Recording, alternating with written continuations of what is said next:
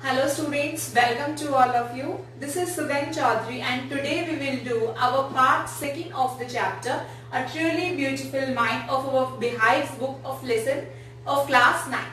So अभी तक के हमने चैप्टर में ये किया है कि जो एल्बर्ट आइंस्टाइन है वो जैसे कि अपने चाइल्डहुड में बहुत ज्यादा कॉमन पर्सन होते थे और वो बहुत ज्यादा वीक होते थे। उनके जो हेडमास्टर थे स्कूल के, उन्होंने भी ये बोला था कि अपनी लाइफ में किसी भी प्रोफेशन में जाएं, इट डजंट मैटर बिकॉज ये उसमें बिल्कुल भी सक्सेसफुल नहीं हो सकते। और उन्होंने अपनी जो एजुकेशन है वो भी अलग अलग यूनिवर्सिटी से की थी। So let's do our remaining chapter line to line explanation in our next part. In 1900, at the age of 21, Albert Einstein was a university graduate and unemployed. अब 21 साल की उम्र तक, उसकी एज तक एल्बर्ट आइंस्टाइन ने अपनी जैसे ग्रेजुएशन कंप्लीट कर दी थी, लेकिन वो बेरोजगार थे। He worked as a teaching assistant, gave private lessons and finally secured a job in 1902 as a technical expert in the patent office in Bonn. कि उन्होंने एक टीचिंग असिस्टेंट की तरह वर्क किया, उन्होंने प्राइवेट ट्यूशन्स दिए, लेसन्स दिए और उन्होंने अपनी एक जॉब सिक्योर कर ली थी 1902 तक एक टेक्निकल एक्सपर्ट के तौर पे, जो कि बर्न प्लेस का नेम है, वहाँ पे पेटेंट ऑफिस में। While he was suppose to be accessing other people's invention, Einstein was actually developing his own ideas in secret. कि वहाँ पे एज अ टेक्निकल एक्सपर्ट उनकी जो जॉब थी वो ये थी कि उन्हें दूसरे लोगों क्या इन्वेंशन कर रहे हैं, क्या वो खोज कर रहे हैं, उन सब चीज़ों के बारे में उन्हें वहाँ पे एक्सेस करना था, उनको वहाँ पे देखना था, उनके ऊपर निगरानी रखनी थी। क्योंकि पेटेंट का मतलब यही होता है, a document which gives the rights, कि किसी बंदे को ऑफिशियली राइट मिल जाए कि वो जिस तरह से खोज कर सके या फिर दूसरों के बारे में वो पता कर सके। बट आइंस्टाइन क्या कर रहे थे, खुद के बारे में और जानना चाहते थे, खुद के बारे में वो डेवलप कर रहे थे अपने आइडियाज़ को। He is said to have jokingly called his desk drawer at the work of bureau of theoretical physics. और उन्होंने जैसे मजाक में भी वो बोलते थे, जो उनका ड्रॉर होता था डेस्क का, कि ये सिर्फ और सिर्फ मेरा ड्रॉर नहीं है, ये ब्यूरो ऑफ थियोरेटिकल फिजिक्स है, कि उसके अंदर वो इतनी सारी चीज़ें उनके वर्क से रिलेटेड होती थी, क्योंकि वो अंदर ही अंदर इन्वेंशन कर रहे थे। One of the famous papers of 1905 was Einstein special theory of relativity, जो उनके बहुत ज़्यादा फेमस पेपर थे 1905 में, जब आइंस्टाइन के स्पेशल थ्योरी ऑफ रिलेटिविटी की, ये वाली जो टर्म है ये तो हम आज की डेट में फिजिक्स में पढ़ते हैं, according to which time and distance are not absolute, कि जो जिसके अकॉर्डिंग हम टाइम को और डिस्टेंस को कभी भी मेजर नहीं कर सकते, कि हमें एक दूसरे का कंपैरिजन आपस में करना ही करना पड़ेगा। इंडीड वास्तव में two perfectly accurate clocks will not continue to show the same time if they come together again after a journey one of them has been moving very fast related to the other। अब ये सारी की सारी terms क्या है, physics की terms हैं। यहाँ पे होता बोल रहे हैं कि जबकि दो परफेक्ट क्लॉक जो बिल्कुल एक्यूरेट टाइमिंग दिखा रही हूँ, वो भी बिल्कुल एग्जैक्ट टाइम नहीं दिखा सकती, क्योंकि उनमें से भी एक दूसरे में कोई ना कोई तो आगे चल रही होगी, कोई ना कोई पीछे चल रही होगी, बिल्कुल एग्जैक्ट तो वो भी नहीं दिखा सकती। From this follow with the world's most famous formula which describes the relationship between mass and energy। और इसी सारी की सारी चीज़ों से वर्ल्ड का सबसे फेमस फॉर्मूला निकला था मास और एनर्जी का, E = mc²। इस मैथमेटिकल इक्वेशन में जहाँ पे E का मतलब क्या होता है, E stands for energy, M for mass and C for speed of light in a vacuum। Vacuum के अंदर उसकी स्पीड क्या होगी, ये हमारा क्या है, फॉर्मूला है। यहाँ पे एल्बर्ट आइंस्टाइन का कोट भी दे रखा है, when you sit with a nice girl for 2 hours it seems like 2 minutes। जब आप एक अच्छी लड़की के साथ बैठते हो तो आपको 2 घंटे भी लगते हैं कि 2 ही मिनट हुए हैं। And when you sit on a hot stove, और अगर आप हॉट स्टोव के ऊपर बैठे हो 2 मिनट के लिए तो आपको लगेगा जैसे कि 2 घंटे हो गए। दैट्स रिलेटिविटी, यानी कि जो चीज़ एक्चुअल में होती नहीं है, हमें ऐसे लगता है कि वो चीज़ हो रही है। When Einstein was solving the most difficult problems in physics, his private life was unraveling। कि जब आइंस्टाइन अपनी लाइफ की सबसे डिफ़िकल्ट चीज़ों को सोल्व कर रहे थे, फिजिक्स के सबसे डिफ़िकल्ट टर्म्स को सोल्व कर रहे थे, तो जो उनकी पर्सनल प्राइवेट लाइफ थी वो रेवलिंग का मतलब वो फेल होना स्टार्ट होगी।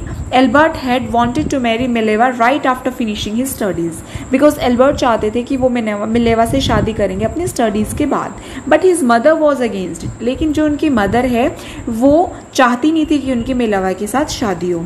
She thought Mileva who was 3 years older than her son was too old for him। उनकी मदर को लगता था कि मिलेवा उनसे 3 साल बड़ी है, तो वो उनके लिए एक परफेक्ट लाइफ पार्टनर नहीं बन सकती। She was also bothered by Mileva's intelligence, वो इस चीज़ से भी परेशान थी कि वो मिलेवा बहुत ज़्यादा इंटेलिजेंट थी. She is book like you, his mother said. Einstein put the wedding of, कि ये मदर एक बुक की तरह है तुम्हारे लिए.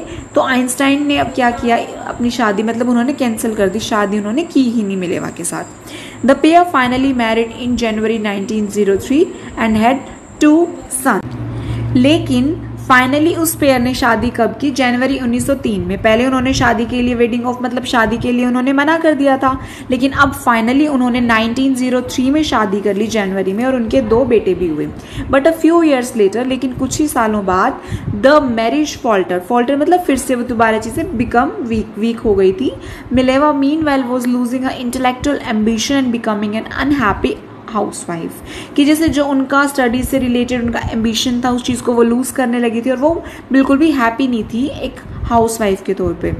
After years of constant fighting, जब उनके बीच में लगातार लड़ाइयाँ होती रहती थी, the couple finally divorced in 1919. Couple ने फाइनली 1919 में डिवोर्स ले लिया.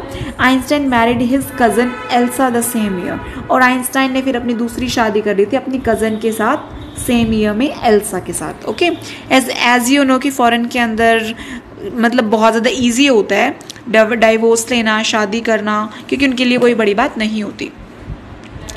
Einstein's new personal chapter coincided with his rise to the world famous. In 1915, he had published his journal Theory of Relativity, which provided a new interpretation of gravity. Einstein का जो personal chapter है, personal chapter का मतलब है जो उनकी life का जो चैप्टर है, वो कब स्टार्ट हुआ, जब वो वर्ल्ड में फेमस होने लग गए थे. 1915 के अंदर उनकी जो finally journal theory of relativity publish हुई थी, जो कि एक ग्रेविटी के बारे में एक नई व्याख्या थी, इंटरप्रिटेशन एक नई व्याख्या थी. And eclipse of the sun in 1990 brought proof. उसके बाद 1919 में एक एक्लिप्स आया, एक ग्रहण आया, जिसने इस सारी की सारी चीज़ों को प्रूव कर दिया कि जो भी आइंस्टाइन ने 1915 में बोला था वो सारी की सारी चीज़ें सही थी. Einstein had correctly calculated in advance, क्योंकि आइंस्टाइन ने पहले ही एडवांस में कैलकुलेट कर लिया था कि कितने अमाउंट की जो लाइट है वो आएगी from fixed stars would be deflected through the sun's gravitational field. Sun के ग्रेविटेशनल से पास होके कितने अमाउंट की जो लाइट है किन तारों के साथ वो जैसे डिफ्लेक्टेड का मतलब है कितनी जैसे चीज़ें चेंज होंगी, कितनी डायरेक्शन चेंज होगी लाइट की. तो ये सारी की सारी चीज़ें आइंस्टाइन ने पहले ही कैलकुलेट कर ली थी.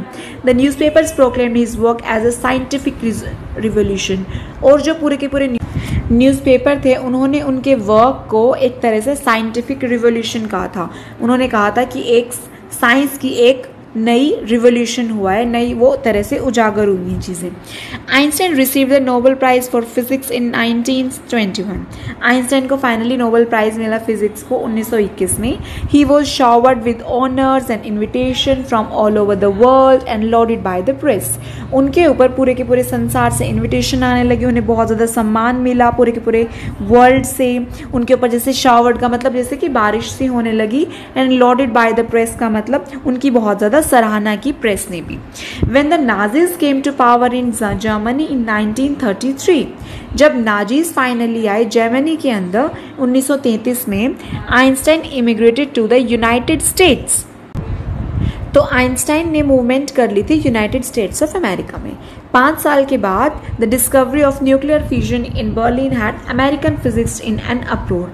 5 साल के बाद जो डिस्कवरी थी न्यूक्लियर फ्यूजन की बर्लिन में, तो अमेरिकन जो फिजिक्स थे, फिजिक्स से रिलेटेड जितने भी साइंटिस्ट थे वो बहुत ज़्यादा अपसेट थे. Many of them had fled from fascism. कुछ लोग उनमें से भाग के आए हुए थे, जस्ट एज आइंस्टाइन हैड, जैसे कि आइंस्टाइन मतलब वो दूसरे कंट्री से आए हुए थे. And now they were afraid of Nazis could build and use N atomic bomb.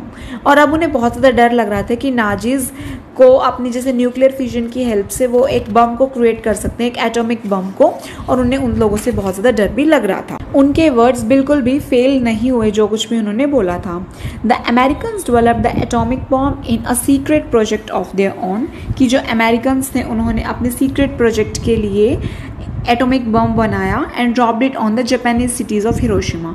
और उसके बाद उन्होंने हिरोशिमा में एंड नागासाकी में अगस्त 1945 के अंदर बॉम्ब को डाल दिया. Einstein was deeply shaken by the extent of destruction. तो आइंस्टाइन थे, उन्हें बहुत ज़्यादा जैसे वो हिल गए थे इतने हाई लेवल पे विनाश के बाद, डिस्ट्रक्शन के बाद. This time he wrote a public missive to the United Nations. तो यहाँ इसके बाद उन्होंने क्या किया, पब्लिक की तरफ से, मिसशिफ का मतलब क्या होता है, एक लेटर लिखा जो कि एक ऑफिशियल और एक बहुत बड़ा लेटर था यूनाइटेड नेशन को. In it he propose the formation of a world government, जहाँ पे उन्होंने प्रपोज किया एक की वर्ल्ड की गवर्नमेंट की फॉर्मेशन भी बननी चाहिए. Unlike the letter to Roosevelt, this one made no impact. जैसे कि रूजवेल्ट को उन्होंने लेटर लिखा था, उसका कोई इफेक्ट नहीं पड़ा था, इसी तरह से यहाँ पे भी उनकी चीज़ों को सीरियसली नहीं लिया गया. But over the next decade, Einstein got even more involvement in politics, agitating for an end to the arms building up and using his popularity to campaign for peace and democracy.